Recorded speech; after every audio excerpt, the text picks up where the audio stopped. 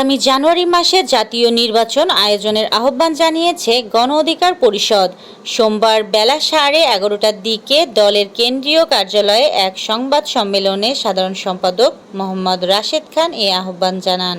ইসলামী ছাত্র শিবিরের কেন্দ্রীয় সভাপতি মোহাম্মদ জাহিদুল ইসলাম বলেছেন, গত 15 বছর ছাত্রলীগ, আওয়ামী লীগ আমাদের সমস্ত কর্মকাণ্ড বন্ধ করে দিয়েছিল। কোরআনের প্রোগ্রাম করতে দেয়নি, এমনকি রমজানে ইফতারের প্রোগ্রামও করতে দেয়নি।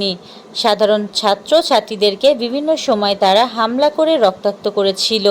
বর্তমানে দেখা যাচ্ছে আওয়ামী লীগের কর্মকাণ্ডের সাথে অনেকের কর্মকাণ্ড মিলে যাচ্ছে। আওয়ামী লীগের কর্মকাণ্ডের সাথে যাদের মিল আছে তারাও ফ্যাসিস্ট।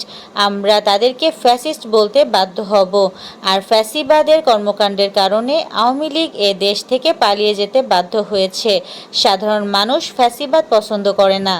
বাংলাদেশের রাজধানী ঢাকায় শাহজালাল আন্তর্জাতিক বিমানবন্দরের কার্গো ভিলেজের আগুন প্রায় 12,000 কোটি টাকার ক্ষতি হয়েছে এবং ওষুধের বিপুল পরিমাণ কাঁচামাল পুড়ে গেছে বলে দাবি করেছেন ব্যবসায়ীরা।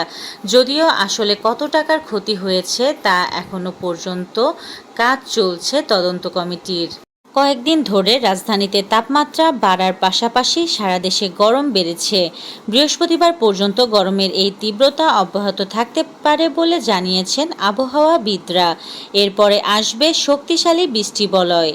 মার্কিন প্রেসিডেন্ট ডোনাল্ড ট্রাম্প বলেছেন, গাজা যুদ্ধবিরতি চুক্তির আওতায় হামাসকে অস্ত্র সমর্পণের জন্য কোনো কঠিন সময়সীমা বেঁধে দেওয়া হয়নি। তবে তিনি সতর্ক করে বলেছেন, যদি হামাস অস্ত্র ত্যাগ করতে বাধ্য হয় তাহলে যুক্তরাষ্ট্র বা ইসরায়েল এই বিষয়ে হস্তক্ষেপ করতে পারে। খবরটি টিআরটি ওয়ার্ল্ডের। যুদ্ধ অপরাধের অভিযোগে ইসরায়েলের প্রধানমন্ত্রী বেনিয়ামিন নেতানিয়াহুর বিরুদ্ধে আন্তর্জাতিক অপরাধ আদালতে গ্রেফতারি পরোয়ানা করে প্রায় 1 বছর আগে। তার বিরুদ্ধে অভিযোগের মধ্যে রয়েছে অনাহারকে যুদ্ধের অস্ত্র হিসাবে ব্যবহার করা। সম্প্রতি যুদ্ধবিরতি চুক্তি কার্যকরের পরেও ইসরায়েল প্রধানমন্ত্রী গাজায় ত্রাণ প্রবেশে বাধা দিয়ে যাচ্ছেন। মৌসুমের শুরুতে প্রিমিয়ার লিগে টানা 5 এবং সব প্রতিযোগিতা মিলিয়ে 7 ম্যাচ জিতে রীতিমতো উঠছিল লিভারপুল। মনে হচ্ছিল এবারও হয়তো দারুণ নৈপুণ্য দেখিয়ে লিগ শিরোপা ধরে রাখবে তারা। ভাগ্য তখন ছিল লিভারপুলের পক্ষে।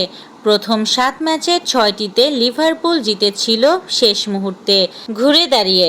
তবে মুদ্রার উল্টো পিঠে যে দুঃসময় চোখ রাঙাচ্ছিল তা হয়তো অনেকেই ধারণা করতে পারেননি।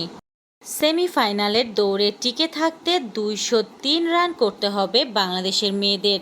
নাভি মুম্বাইয়ে আজ শ্রীলঙ্কাকে 202 রানে অলআউট করেছে নিগার সুলতানার দল। লঙ্কানরা টিকেছে 48.4 ওভার।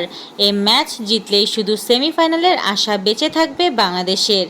এই ছিল আজকের শীর্ষ সংবাদ। ছিলাম আমি ইয়াসমিন আক্তার, সুরমা টিভি 24।